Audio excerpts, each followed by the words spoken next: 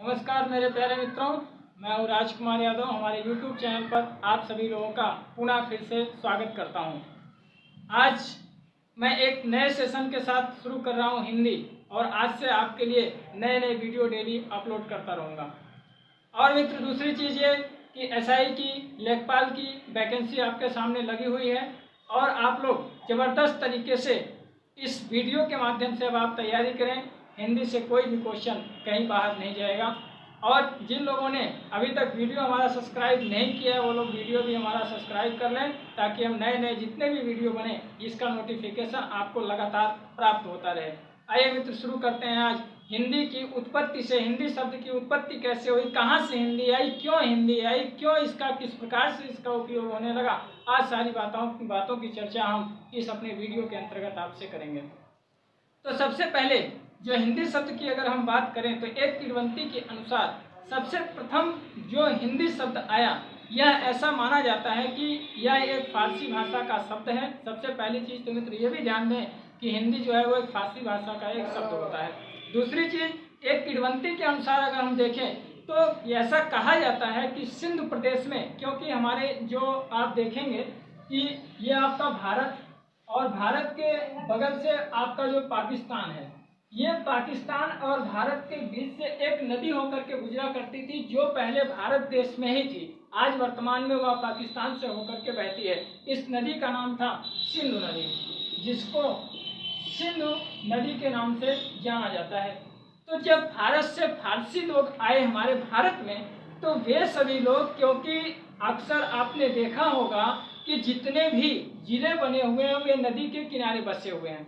उसका कारण यह था कि जो व्यापार लोग किया करते थे, यह व्यापार नदियों के किनारे बसने के कारण बहुत आसानी से अपना आयात निर्यात कर लिया करते थे। इसलिए लोग ज़्यादातर जो है वो नदी के किनारे बसना पसंद करते थे। तो जो नाव के द्वारा माध्यम से ये लोग अपना व्यापार करते थे, तो सिंधु नदी के किनारे सबसे पहले हमारे भारतवासियों ने वहाँ पर अपना वास स्थान बनाया। और जब ये फारस के लोग हमारे भारत में आए, तो ये लोग उनको सिंधु नदी के किनारे रहने के कारण इनको सिंधु सिंधु कह करके पुकारा करते थे। क्या कहते थे मित्र? इनको सिंधु सिंधु कह करके पुकारा करते थे। तो इनकी जब ये बोलते थे तो बोलने के दौरान ये शा को सा नहीं कह पाते थे, और शा शब्द जो है वह इनका हा बन करके निकलता था, और धा शब्द जो था ये इनका दा बन करके निकलता था। इसलिए कहते थे सिंधु, लेकिन निकलता क्या था? हिंदू। और हिंदू हिंदू कहते कहते फिर एक तरह से ये कह लीजिए आप कि ये सिंधु सिंधु कह करके हमारे भारतवासियों को चिढ़ाया करते थे। लेकिन धीरे धीरे यही सिंधु शब्द जो है परिवर्तित होकर के हिंदू में आया। हिंदू से हिंद, हिंदुई, हिंदुस्तानी, इस तरह से धीरे धीरे परिवर्तित होते होते एक नवीन भाषा का उदय हुआ, और वह हमारे भारतवर्ष की, हमारे इस मातृभूमि की, इस हिंदुस्तान की एक भाषा बन करके उत्पन्न हुई, जिस भाषा का नाम दिया गया हिंदी। तो यह तो एक किण्वंती के अनुसार है मित्र। लेकिन अगर हम इसकी सुचारू रूप से उत्पत्ति को देखें कि सबसे पहले उत्पत्ति हिंदी की कहाँ से हुई, तो देखिए सबसे पहले हम बात करते हैं हिंदी भाषा शब्द की, कि हिंदी भाषा शब्द की उत्पत्ति कहाँ से हुई। तो सबसे पहले प्रथम शब्द हम लेते हैं भाषा, कि भाषा क्या है। क्योंकि भाषा शब्द जो है ऐसा माना जाता है कि हिंदी शब्द की उत्पत्ति संस्कृत भाषा से हुई है, और आज भी यह कहा जाता है कि हिंदी की जननी अगर कोई है तो वह कौन है? संस्कृत है। तो ऐसे स्थिति में आप देखेंगे कि हिंदी जो भाषा शब्द की उत्पत्ति हुई, यह भाष शब्द में, भाष धातु में आ प्रत्यय लगने से बना हुआ है। भाष क्या है? एक धातु है, और आ क्या है? एक प्रत्यय है। तो भाष धातु में आ प्रत्यय लग कर के बनी हुई है आपकी भाषा, और भाषा का अर्थ होता है कहना, और इसका शाब्दिक अर्थ क्या होता है? कहना। जब हम, क्योंकि किसी बात को जब हम किसी से कहते हैं तो अर्थात उसको हम बोल करके ही व्यक्त करते हैं, कि अर्थात हम भाषा की अगर बात करें तो भाषा तो विभिन्न प्रकार से आपको बताई जाती है, लेकिन कुछ मुख्य भाषाएं होती हैं, कुछ जो होती हैं वो बोल करके बताई जाती हैं, कुछ इशारों के माध्यम से बताई जाती हैं। उसकी चर्चा हम अपने अगले वीडियो में करेंगे। फिलहाल हम ये जान लें कि भाषा शब्द की जो उत्पत्ति हुई है, या भाषा शब्द की उत्पत्ति संस्कृत भाषा के भाष धातु में आ प्रत्यय लगने से बना हुआ है, जिसका अर्थ होता है कहना। जिसका अर्थ क्या होता है? कहना। आगे देखेंगे फिर इसी भाष्य शब्द से क्या हुआ कि अगर हम अब इसी आधार पर अगर हम देखें तो सबसे प्राचीन भाषा हमारी कौन सी हुई। अगर हम भाषा की उत्पत्ति के आधार पर देखें तो सबसे प्राचीन भाषा कौन सी हुई, तो प्राचीन भाषा आपकी हो जाएगी संस्कृत। सबसे प्राचीन भाषा होगी आपकी संस्कृत। आइए अब मित्र देखते हैं कि संस्कृत से हिंदी शब्द की उत्पत्ति कैसे हुई और कौन सा सबसे पहले ग्रंथ आया जो कि हिंदी के रूप में प्रतिपादित हुआ। आइए आगे देखते हैं। आगे देखेंगे कि अब हिंदी शब्द की मूल उत्पत्ति जो हुई वह किससे हुई है, संस्कृत भाषा से।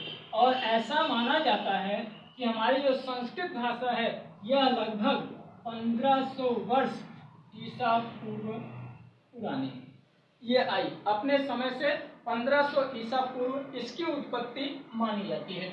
अब यह संस्कृत शब्द जो था यह दो भागों में बटा। यह देखेंगे दो प्रकार से संस्कृत को बोला जाता था और दो प्रकार से संस्कृत को जो है वो उपयोग में लाया जाता था। पहले जो थी वह संस्कृत कहलाई वैदिक संस्कृत।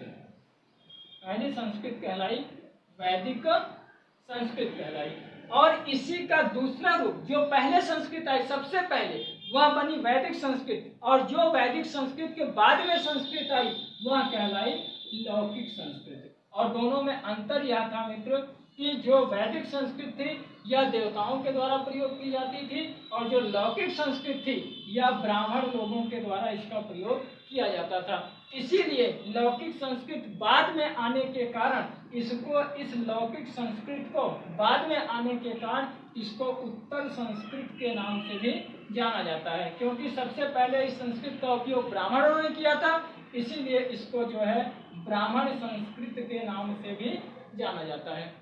तो मित्र ये ध्यान देंगे कि संस्कृत शब्द की उत्पत्ति 1500 ईसा पूर्व हुई और यह दो भागों में बटी, वैदिक संस्कृत और लौकिक संस्कृत। अब हम बात करते हैं वैदिक संस्कृत की, और एक किंवदंती के अनुसार और देखेंगे कि वैदिक संस्कृत में वेद का सबसे पहले वेद लिखा गया।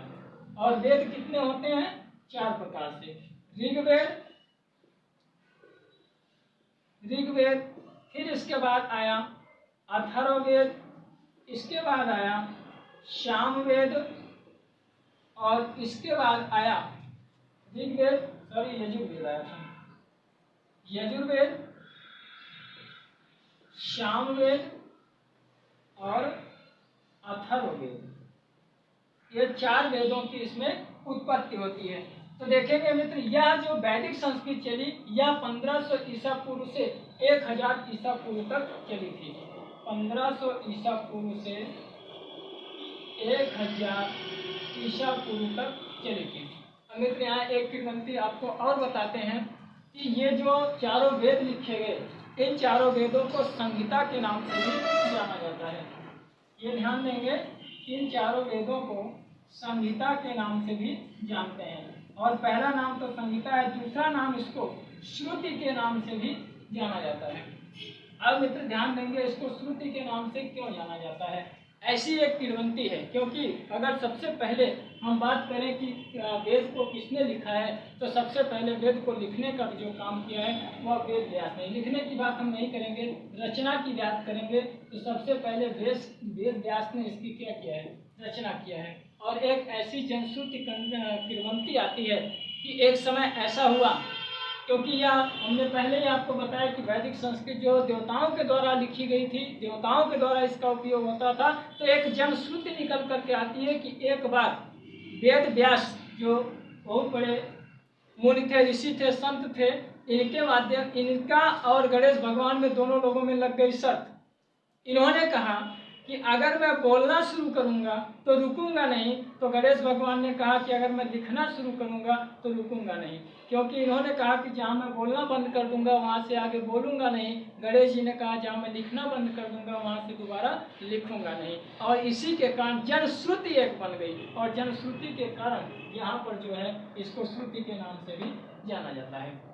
तो मित्र ये ध्यान देंगे कि वेदों की जो रचना हुई है, या आपके कंपटीशन के क्वेश्चन में पूछा जाता है कि वेद किस भाषा में लिखा गया है, तो इसमें आपको 4 विकल्प पाएंगे। उसमें एक विकल्प आपको यह भी मिलेगा वैदिक संस्कृत में। तो आप ध्यान देंगे कि दो चीज़ों की रचना इसमें अलग अलग होती है, लौकिक संस्कृत की बाद में होती है और वैदिक संस्कृत की जो है वो पहले होती है।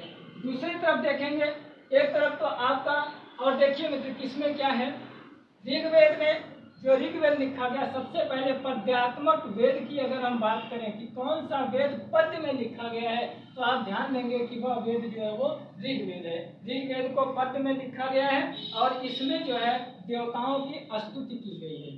इसमें क्या है, देवताओं की पूजा पाठ और उनके स्तुति आराधनाओं की बात इसमें की गई है ऋग्वेद में। दूसरा वेद जो निकल कर क्या है, यजुर्वेद। यजुर्वेद में जड़ी बूटियों का वर्णन है, सभी प्रकार की जड़ी बूटियों का वर्णन यह यजुर्वेद में किया गया है। गान का वर्णन, संगीत का, गायन का, इन सब का जो वर्णन है, संगीत, गायन, गीत, इन सब का वर्णन सामवेद में किया गया है। और अथर्ववेद की अगर हम बात करें, एक चीज में तो जरा सा मिस्टेक हो गई है, यजुर्वेद में जो है वो यज्ञ की विधियां बताई गई हैं, सॉरी बताने में आगे पीछे हो गया, यज्ञ की विधियां हैं, इसमें यज्ञ की विधियों का वर्णन है। और अथर्ववेद में जड़ी बूटियों का वर्णन किया गया है, इसके द्वारा जो है वो जड़ी बूटियों का वर्णन इसमें किया गया है।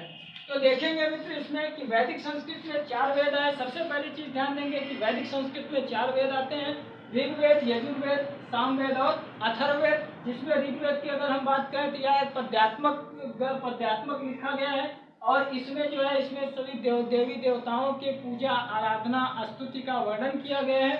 दूसरी तरफ अगर हम यजुर्वेद की बात करें तो यजुर्वेद में पूरे यज्ञ के अनुष्ठानों की, यज्ञ की विधियों की, यज्ञ किस प्रकार से किया जाता है, इन सारी विधियों का वर्णन इसमें यज्ञ के यजुर्वेद में किया गया है।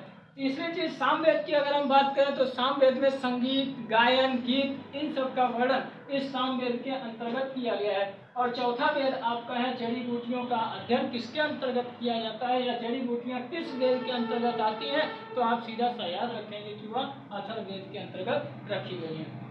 और दूसरी चीज मित्र, इसको वेद को और किस नाम से जाना जाता है, तो वेद को संहिता के नाम से जाना जाता है। और नेक्स्ट ध्यान देंगे कि वेद को और किस नाम से जाना जाता है, तो वेद को जो है वो श्रुति के नाम से भी जाना जाता है। ठीक है मित्र, अब आप इसका स्क्रीनशॉट ले लें, फिर इसके बाद हम आगे बताते हैं।